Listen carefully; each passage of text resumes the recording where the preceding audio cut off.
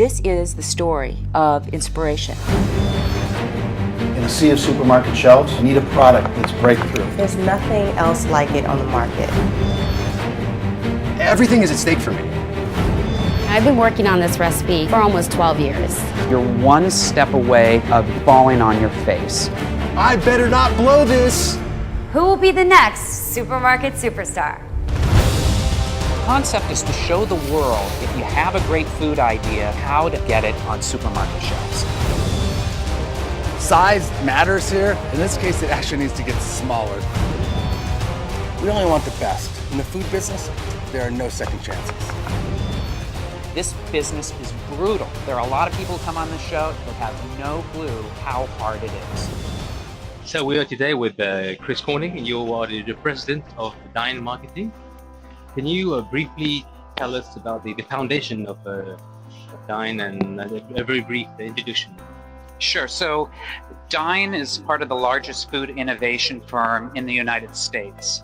What we do for food companies is invent new food products and new food brands.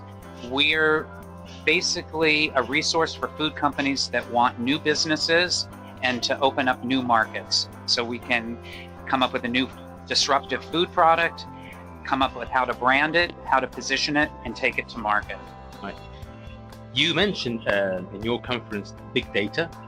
So how do you think the food industry can go there? I mean, do food companies need IT experts to gather all this information you were mentioning?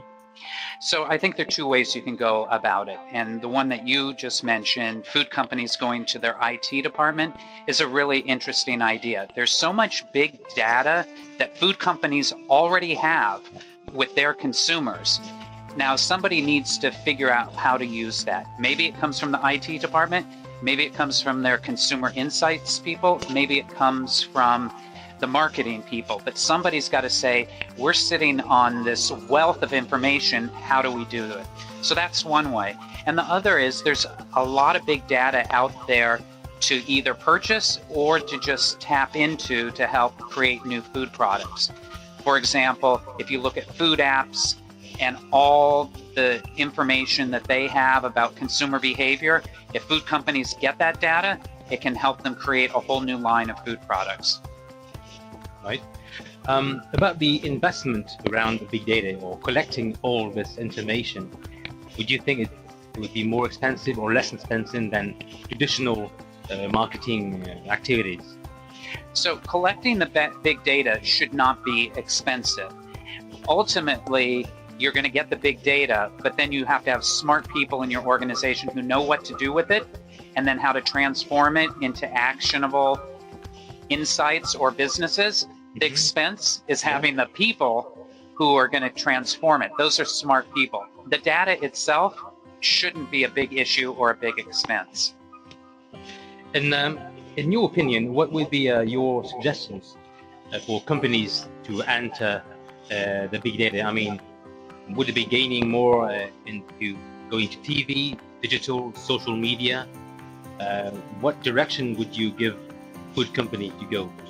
So I think where they're going to find the best big data is through social media. They're going to also find big data in the places where their consumers are interacting with their brands, whether it's their websites. And that's where you're going to get the big data when it comes to food. And then you're going to have to figure out what to do with it. Now, I don't believe that big data is going to revolutionize our industry. It's another tool that we didn't have even 4 or 5 years ago. And when you even look at websites and social media, now big data just becomes part of the toolbox. And it's not going to revolutionize, but you can't ignore it because it's there and it will give you some insight to develop your business. This is really exciting, Chris. Thank you very much for your time and wish you all the best. Thanks so much. It's been a pleasure. Thank you. Bye.